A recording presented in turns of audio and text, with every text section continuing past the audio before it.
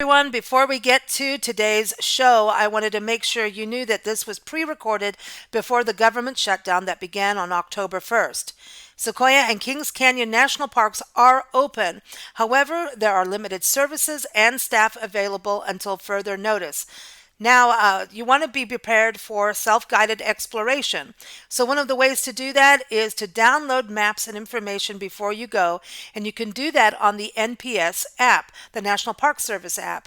Go to nps.gov/SEKI before you go. Make sure there's no alerts or anything like that, and you'll be able to find the app from there.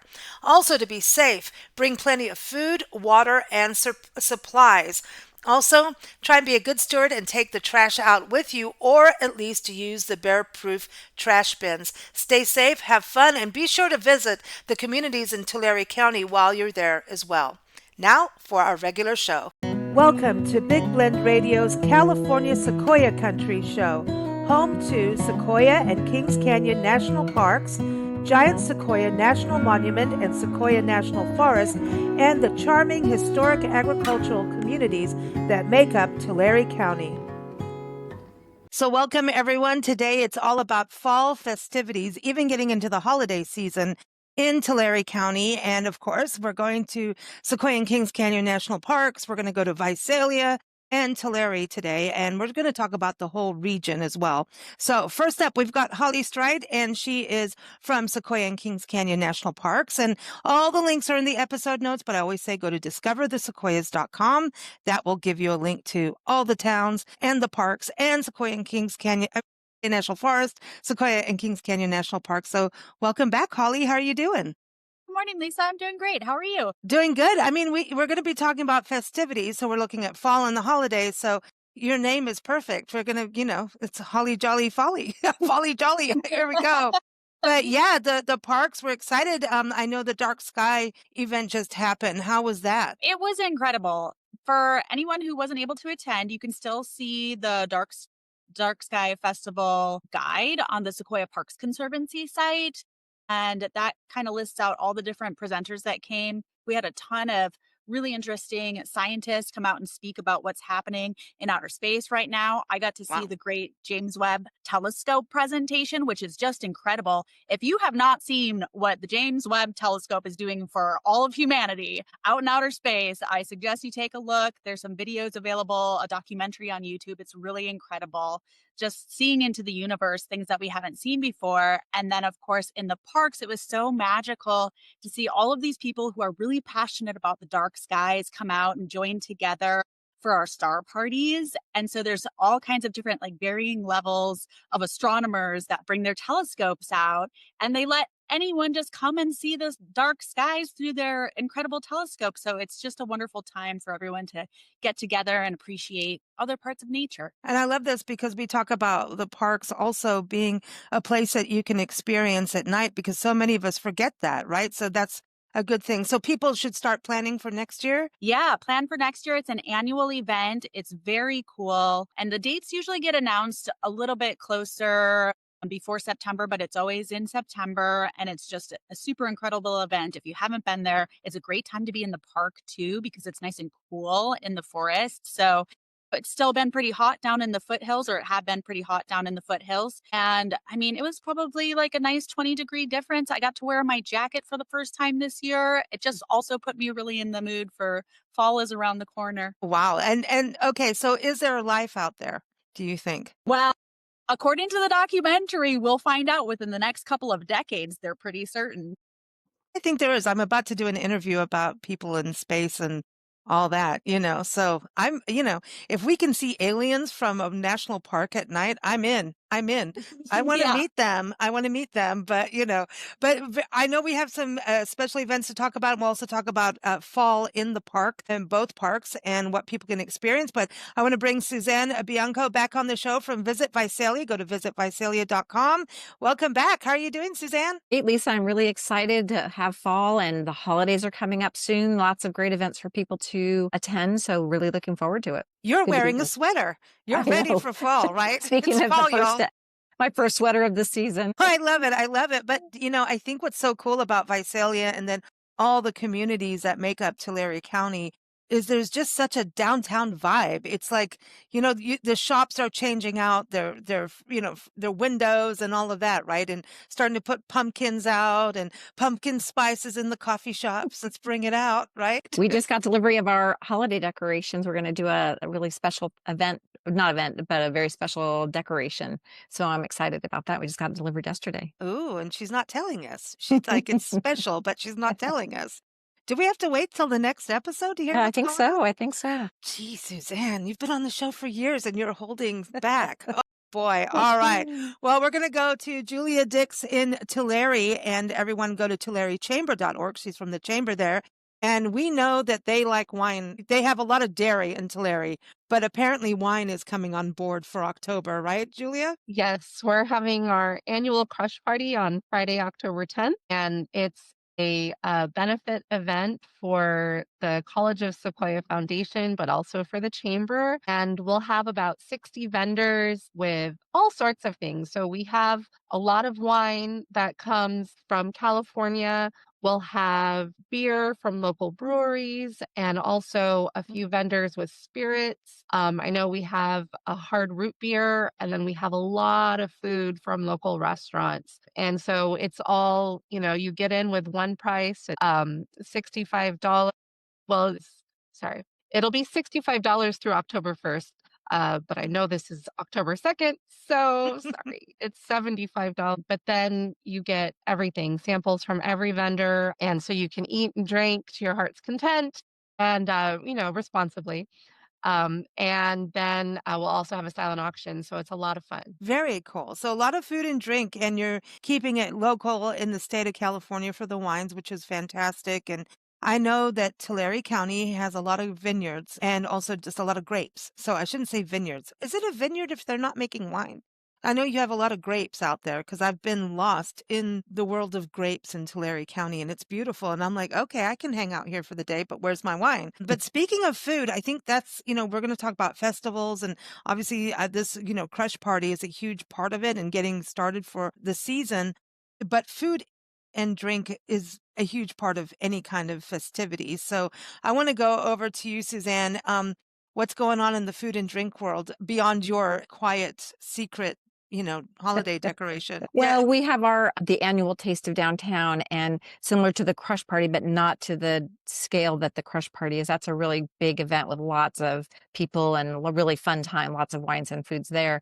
But our downtown area also will host a Taste of Downtown where people can stroll the streets and take a little sip here and get a bite there and try out some new restaurants and maybe see places they want to come back to and explore a little more. It's a great way to get to know the downtown area. So we're really looking forward to that. And that's on October the 7th. It's a Tuesday midweek. So it should be a fun time. Well, I'm thinking about this as being super fun because I'm thinking Uber's going to get a lot of business over October and the holiday season in Tulare, starting with the Crush Party. And then it's a good thing you have a lot of hotels in Tulare County for people. It's like get a Uber to the hotel and maybe I'll go home later. We can get that Visalia Connect. We have a similar, it works like Uber called Visalia Connect, and it's a $5 flat fee anywhere within the city per passenger. And so it's a really great way to get from your hotel to events such as the Taste of Downtown. And I think there's a similar program that's countywide that might be able to facilitate the Crush Party. I'm not sure what's happening there for additional transportation or shuttles, but yeah, lots of ways to get around. It's good because we don't want anybody having too much fun and then getting, behind the wheel. That's not fun. Now, Holly, in the park over, the fall season, people always think about picnics in the spring and the summer, but a fall picnic to me, where would you suggest you go in the park? And you can buy things in Tulare County from local, markets, delis, all of that good stuff. Restaurants, even in Three Rivers on your way in, you can go to the park, has places. I remember getting sandwiches in the park, right? So, Oh, yeah. Yeah. So you can definitely go up to like Lodgepole has a lot of picnic areas that you can visit. And if you need to get some extra supplies at the market, you could stop there. Big Stump Picnic Area is another great place to see some of our sequoias and just be surrounded by nature kind of at higher elevation. So, I just like to bring my little puffer jacket and then like a little blanket in case you do feel a little chilled. And I don't know, just kind of sit out there, listen to the quieter sounds of fall. So there's plenty Mm. of places to go. Well, We you had a got the picnic on fall a log that colors. fell over. Oh, sorry, Lisa, Ooh. but yeah, we had a picnic where a tree had fallen, and so we used that as our seat. We just put a little blanket over that and sat down and just really enjoyed nature right there. It was really fun. That's That's cool. perfect. Yeah, That is Crescent Meadow would be another great place to go out to. That's a great place to kind of just see overlook the meadow. There's plenty of yeah, mm. you could sit on some trees out there too if you want to be a little closer, bring that blanket out. That's a great You could go hang out in Tharp's log cabin, Yeah, good. Like not in it, but you could go sit right next. I have to tell you, we had America's National Parks, which handles a lot of it's like the Sequoia Conservancy, who Yeah. has parks all over the east side, park shops, right? And they do the passport program and junior ranger programs. And they were on the show like a week or two ago. And at the end, I was asking them, well, where do you want to go as a park you haven't been to? And next thing you know, we had a whole segment on the sequoias. In fact, it was the day that the show was airing or something. And I'm like, well, we have a California Sequoia Park show. You need to go the sequoias. And like, I don't know, Oh, but by the time I was done, everybody's like, let's go to the sequoias. We haven't been. I'm like, you have to. It's yeah. iconic. And doing a picnic in a park is just the best. I think put the phone down, listen to the birds like you're saying, and just Yeah. be out in nature. And Crescent Meadow, of course, is just like, I know there's all these iconic places in the park, but that is the number one place for me personally. But to Yeah. just go and enjoy that seasonal change because you are in the sequoias, which are the fall colors. And then in Yeah. winter, if snow comes early, you know it's coming, right? Yeah. Um, Yeah, and you know what? There's like last call for Cedar Grove. I think the road's gonna close this year, maybe like November 17th is what I heard. oh, So it's a little bit quieter. That's a good time to go down there too and sit by the river. ooh, and that's the thing is like that clarity happens with when you get away from the trees, you've got those big blue skies, and then you've got the browns, the blues and the browns, and I love fall. I'm all excited. And then, I'm into these parties too and these festivals, but the park also has some unique events. And I know when we're looking at Veterans Day, not Memorial Day, Veterans Day coming up November 11th. I know I'm Yeah. skipping ahead here. But the park has some military history that also we need to talk about coming up in December. Veterans Day, you have a program where veterans can actually go in the park for free, right? Well, veterans can come into the park for free anytime. So if you're a veteran out there and you're listening, if you don't have your America the Beautiful Pass, it is a free feature for you to get. You can get them at our entrance stations. If you're near another park, check and see if you can get it there. But it is free for veterans. It is a lifetime pass to get into any of our national parks. But on Veterans Day, we welcome everyone to come into the parks for free. Well, that's awesome. And then in December, don't you have a big event that has to do with military history too? Yeah, a little bit. So in December, we have our Trek to Tree event. This year is going to be our 100th Trek to Tree, which is really important. The ceremony happens at the General Grant tree, which is a really special tree in our parks that is dedicated. It's the only living shrine that's dedicated to the men and women who gave their lives in service to our country. Hmm. So this is a living shrine. And so this trek to the tree can be in the snow. It can be in the snow. So sometimes there's snow, sometimes there isn't. Some other really cool, I guess, things for the park that's happening behind the scenes is we hand make the wreath. So they collect some of the boughs from the forest floor and they hand make it, our interpretation folks up in Wow. Grant Grove. And it's humongous. It's a huge wreath and it's got this beautiful banner across it. And then they set it on this specific like kind of knob on the sequoia where it stays where people can still view it after the ceremony for a little bit. So So, okay, so now you're letting the secret out where Suzanne is not. But yeah, next month, can we have an unveiling of this? Can you show us a behind the scene? Are you allowed to show us a photo of this so we can see of the wreath making. Yeah, If I can get one, I will definitely share. But they we make want it that. since it's like kind of living, they make it really close to the events. Okay, yeah, yeah, I get it. But still, you all are secretive. You're just going to make us all go there, right? What's going on in Tulare, Julia? Do you have anything hidden that we should know about? Well, talking about military history, and I know we'll get into more of that in November, but I do want to put a big plug in for your museum and its military history exhibit it takes in every war, I believe, and men, women, everyone in there, right? So that is, I really I've been to museums across the country, and I have to say Tulare is on that list of being one of the most incredible, exhibits for military history in there. And it does have a gorgeous exhibit. I love looking at all of the uniforms, and they have uniforms like all the way back to World War One. It's gorgeous.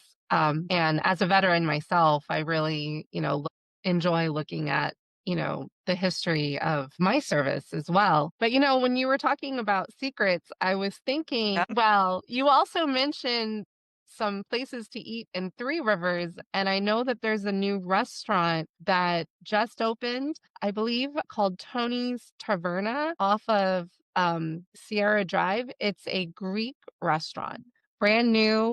And I know they have a food truck up there, and they've had that for a little while because it took him a bit to get it open. But I think that's some pretty big news if you're traveling up. You want to have a picnic in the park, and then maybe when you come back, have some Greek food for dinner. I think Greek food is good any time of day. Bring it. And yeah, dessert. Yeah, that's really cool. I saw something about Facebook about them. Maybe it was on one of your Facebook posts. I don't know, but seeing about that and it looked really delicious and I want to go. Yeah. And you need sustenance because you're going to go hiking in that fall air. Man, I need to go to the park, y'all. I'm just saying. I want to go over to you, Suzanne, in Visalia because Kaweah Oaks Preserve, when we're talking about parks, I went hiking in Kaweah Oaks for the first time in the fall. It was the first time we went there.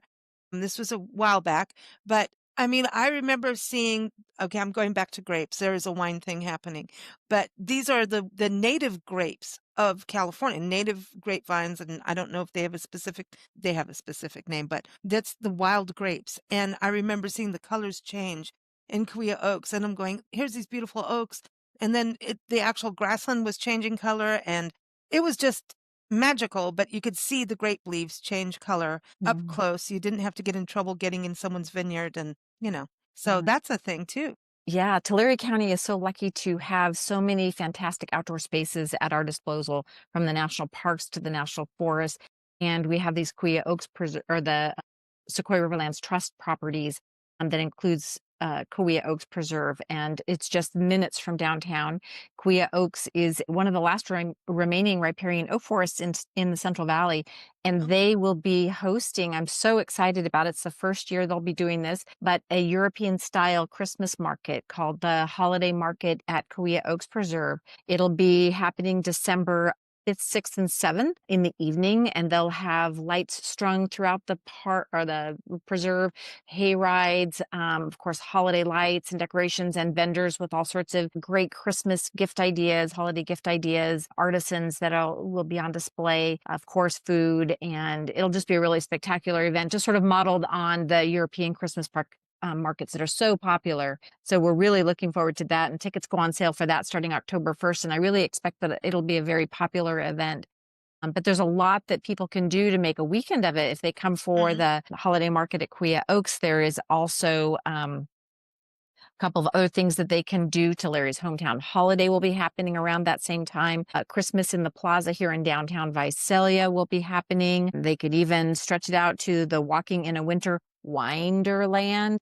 Wine Wait. walking. Are we back to grapes again? Oh, Back to good. grapes again. Speaking of grapes. They say hair of a dog, you have to wait a month for it, right? So there'll be a wine walk.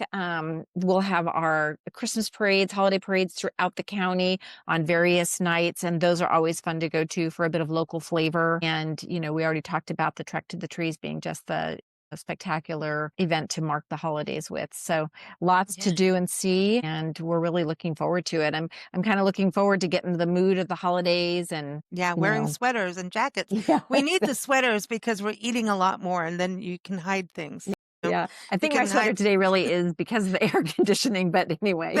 Well, I want to go back to this European Christmas part of it because the one thing I learned from your museum, the Agricultural Museum in Tulare at Mooney Grove Park, they had this whole new wing open up and it really showed the diversity of people that came to Tulare County from all over to farm and is mind blowing when you go in there. And it represents people so well. And I think people don't really know, but there's a huge European community that came in, and it's an East European that came in, and Asian communities like the Hmong people, right? They don't Mhm. have a home like home is where they are with you, but like their actual homeland is gone right now. Yeah. So, it's to me It's an important just story to important. tell. It is. Yeah. And when you go to Tulare County, when you go to the different communities, go to the museums and go to the restaurants, right? That's where you're going to be able to really connect with the cultures. So I think this is really cool about the European Christmas because it shows that side. And so many people came to grow things and they're still growing things and that feeds the world. And it's like the Yeah. world is feeding the world in Yeah. your backyard. You're Absolutely. I think it's a busy. great opportunity to have it in such a great outdoor space like Kaweah Oaks Preserve. And I encourage any time of the year for people that are visiting our area to visit Kaweah Oaks or Dry Creek or Homer Ranch. There's several of these properties that are available for visitors. They've been up to the national parks and they're looking for some additional things to do, want to extend their stay a few more days. These are some great ways to do that. So, and yeah, you're right about the museum having great cultural exhibits. I find it fascinating right now. It's a revolving exhibit, but right now they have one of our local families has loaned the museum the truck that their family came out during the Dust Bowl. What? 1930s. So it's on display and it's sort of loaded up with what a typical family might have had on their vehicle as they drove out from the Dust Bowl to California. So it's a really fascinating look at some history that's really now 100 years old. So it's kind of a fun way to explore our agricultural roots, I suppose. So it's Mm. really interesting, worth going to for sure. What's interesting is for us personally is we are doing a lot of work in the Dust Bowl area and covering the stories of the people that came. And in some parts, we had ads going out for mining and for agriculture and everything. There's like the streets are gold, paved in gold. And people came from all these different countries around the world thinking they're going into paradise. And when they got there, it was literal hell because it wasn't, it was like, get people here and they work so hard. And that's why it's so important to go to community museums. I know we talk about that a lot on the shows, and to connect with the different people in the restaurants and all of that history, because when you look at these stories, when people got here, they had to make something out of absolutely nothing, you know? And so for me, I'm always going, they went to Visalia and they went to Tulare and Exeter, these stories. And, we've got, amazing authors who covered those stories too, but it's wild to personally go from A to B and realize how, oh my gosh, I'm driving in a car across this. You came by wagon, by truck, all of it. The other day I was on the Oregon Trail and went, oh my gosh, no, did they do Yeah. this, The museum actually did have a covered wagon from a local family that donated it to the museum. They traveled from Texas out to California in a covered Yeah. wagon. And we think about travel today with all of our connected devices and everything. And then imagine making that trek from Texas to California in a wooden cart with a, canvas tent Yeah. over it. It's really amazing. Weren't Realize in that it. They walked on the side. you realize that the world is really not a big place, that we are all connected to one another. And so it's really a wonderful experience to see what that looks like. So I really encourage people to come and explore our local museums for sure, just like you said. Yeah, and I want to go to Holly with that because people unite in a park. They forget everything. And I think that's one of the beauties of our National Park Service is you go in and then it's like, okay, let's as a family try to hug a sequoia and then you go, well, somebody needs to have another baby so we can do it because they're so big, right? So and I think going to our parks and especially in the season when things start to quiet down, it's just kind of that calm. And I think that's the beauty of our parks, going in and just getting that calm. Do you see that happen to people that kind of like they Oh, drive in and they're all like, I got to get there. And then all of a sudden when they're leaving, they're like, I don't want to go, you know? yeah, absolutely. And you can even just see people, I think, on the drive up to the giant forest. I always get really happy when I see people stopped at a turnout and they're taking Mm. a photo and just looking because you can see so much just on the drive up. And people actually pull over and stop, and you can just see their faces full of awe and wonder. And so I think that's really special too. But then, of course, anytime you see families out in the giant forest or anywhere in the park, really, and, little ones are out just being in nature, they're so little ones especially are so just naturally in nature. They haven't been separated from it for so long that they forget that it's part of who we are and how we exist. And so I think it's really cool to see how easy it is to bring children to the park as well. And they just kick pine cones around and they're completely satisfied. So Hmm. I think that's a nice simplicity and warming of bringing your family to the park as well. Just watching kids interact with nature and be completely comfortable with it. Well, and I how it wanted to. attracts people from all over the globe to come and see these amazing national parks. So, I think that's really another, you'll be standing there listening to so many different languages, and you're Hmm. all united in your common, wonder and awe at the view you're looking at, or the trees that you're feeling, or the pine cone you're holding in your hand. That is really, Or the and little tiny sequoia cone. I mean, that's so yeah, insane. yeah. It's so tiny, and you have these big sugar pines, and you think when you get there and you don't know yet, these sugar pine cones that are massive, that's the sequoia cone because it's big, but I mean, these are large. This is like a world icon, to get there. I do want to touch on this real quick. I was actually another recording yesterday with a travel writer, and we were talking about, I don't know, Sequoia National Park again. We were talking about getting into another park. And she was like, yeah, well, it's that hour into the park. And I'm like, it's the park. You're in the park. And I was talking about the different seasons in the foothills. And I think we're always so like desperate to get to the big trees that we forget that you're seeing this elevation. And I started describing the one April we came out, the last time we came out, and how glorious the park was. There were red buds, and I didn't know red buds happen in California. Always thought they were a Southeast thing, but there were yuccas in bloom, and then there were like poppies. And she's like, "Oh my gosh, I need to go back." I'm like, "Yes, you do." But the foothills, you're going to see fall colors there too. You're going to see the change too, right? And then when you look over at the river, there's like, when you're talking about those turnouts, you're going to see fall colors that's where you actually see them more than other than the sequoias, which have a natural color.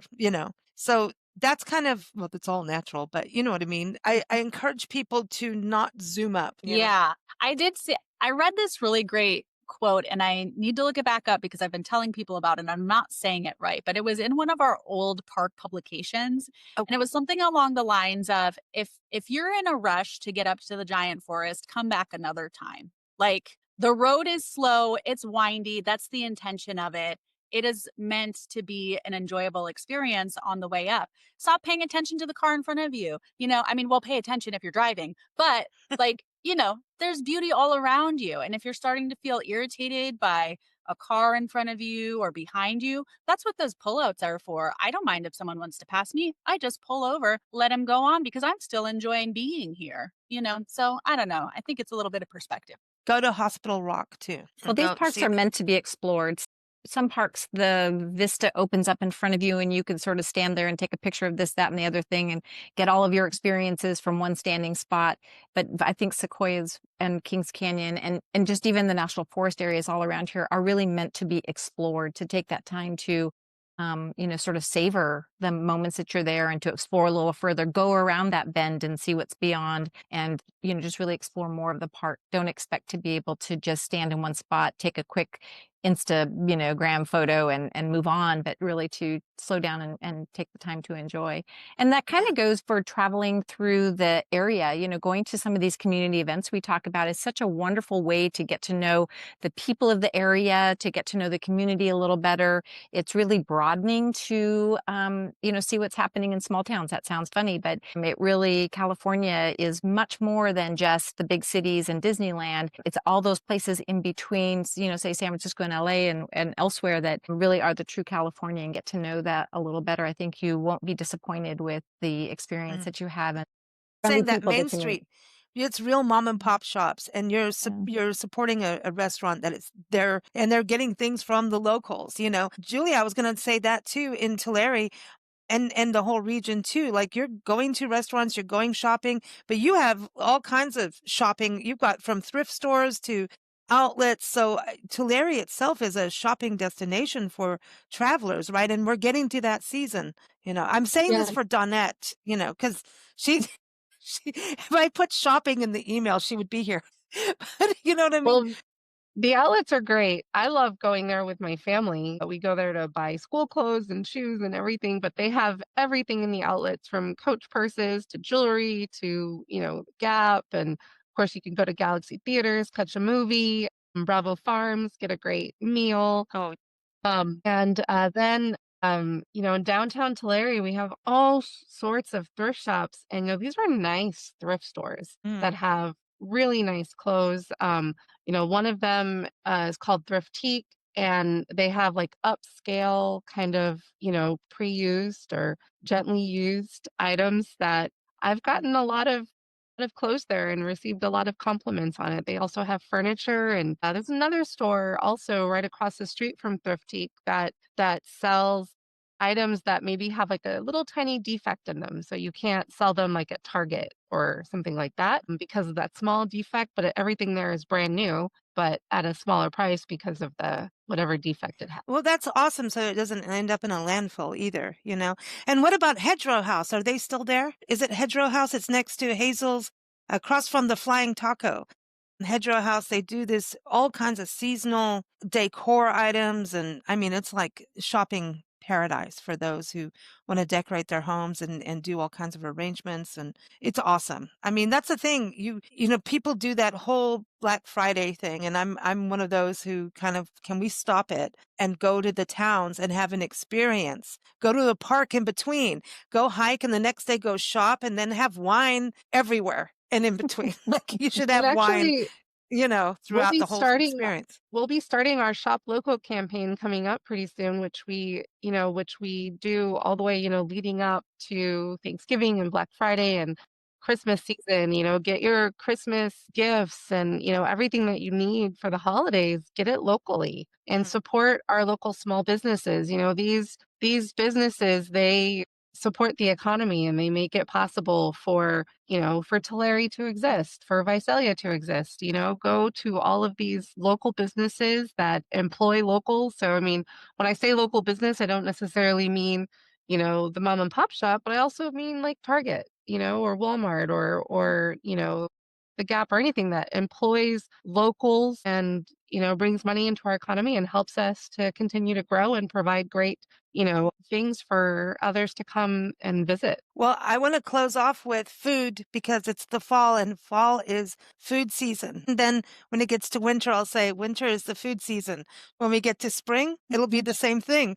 And summer, same thing. But if we have hiking and events and walking downtown is good. We can walk this off. But in fall, y'all, we can wear sweaters, winter jackets, and then spring, we're like, oh, we better go start jogging. So let's talk about food in closing. Your favorite fall food or drink or both in Tulare County. Like when it says this is fall, I'm tasting fall. So let's start with you, Holly. A taste of fall in Tulare County or the park. What's happening? Well, actually, what I'm thinking about right now as you're talking about the food season is all of our wonderful bears that are out there increasing their calories and eating all of the acorn, grubbing through, getting as much calories as they can. So I think that I just want to share with everybody that fall, it's totally natural. Everybody else is doing it here in the parks. Just fill up. Just go ahead and eat those Thanksgiving dinners, all of the delicious pecans and whatever else you enjoy during fall. Don't feel 1 ounce of guilt about it. And then come and hike and it'll help you feel better. And you just saw a bear, didn't you? I did. Yeah, I did. I saw a bear on my way up to the giant forest. He was crossing the road. He or she, I don't know,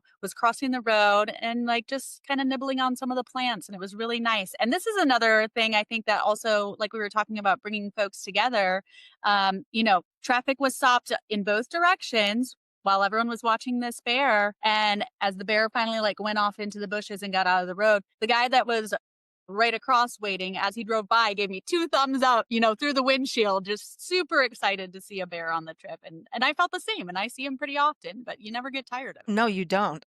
No, bears are I know people who go to the park just for bears. They're like, yes, I've seen trees, but there's a bear thing. And most of the bears, Crescent Meadow, I've seen bears in Crescent Meadow. And there's a deer family that always have babies every time we go in Crescent Meadow. But then bears I've seen out in the Big Trees Trail and on the way in and out of the park right at that. So I again, slow down. And I've got a cool video footage of a bear just like pulling up these berries and going, these are my berries, man. And just chewing on them. And he was young and he looked at me. He's like, these are mine. And I'm like, you can have them. And then he's like, all right, I'm done. And he bolt it, you know? And I was like, no, but it was right on. You think your experience is done, but it's not until you actually drive out of the park. You Yeah, and see they're them going to on that be drive. you can see more bears during this time because they are more active getting all those delicious fall foods, and they're coming down to lower elevations to get more food. So, like, Mhm. now is actually a really good time to keep your eye out for bears in the park. It's a berry necessity. Sorry, that was really lame. So, Suzanne, for you, fall food, get a taste. Okay. All right. Well, we are on pumpkin watch right now because the Vintage Ooh. Press restaurant every fall has their stuffed baby pumpkins with smoked chicken and Jarlsberg cheese. Oh, And they're really popular, and people are anxiously awaiting for them to start serving them, which I think maybe is soon. Next week, maybe they'll start serving those. And those are a delicious seasonal treat that I think a lot of locals are looking forward to. And I would encourage anyone visiting during this time to make sure they go to the Vintage Press and order that. well, also, Vintage Press has awesome martinis. I'm just going to say, for anybody who brings up the Vintage Press, I'm like, martini. Yes, it is. The Vintage Press is a destination unto Yeah. itself, I There's believe. nothing they do badly there, to be honest with No, you. So no, it's fantastic. All right, Julia, what's your taste of fall? I know the crush is coming, but you know, Well, before I moved to California, I never knew what a persimmon was. And oh yeah, I don't know if they're unique to California, but I never knew what they were until I came here. And now I can't get enough of them. And fall season is persimmon season. And so I just love eating persimmons. I love everything you can make with persimmons, from persimmon cookies to, persimmon bread. And I mean, just everything persimmons. I love them. everything persimmons. Okay, we'll put that as the title of the podcast. Bears, persimmons, and pumpkins. Sound good to me. All right. Well, happy fall, y'all. Take good care. We can't wait for next month. We'll talk more. November comes up, and like we're saying, a lot of military history and Native American indigenous peoples history in this region. So we can talk more about that next time. So take care and enjoy that taste of fall, because we're a little jealous for those who aren't there yet. We'll get there. We'll get there. Thank you. Thank you for joining us here on Big Blend Radio's California Sequoia Country Show. New episodes air every first Thursday at 4 p.m. Pacific Time. You can keep up with the show at bigblendradio.com, but also plan your Tulare County escape. Go to discoverthesequoias.com.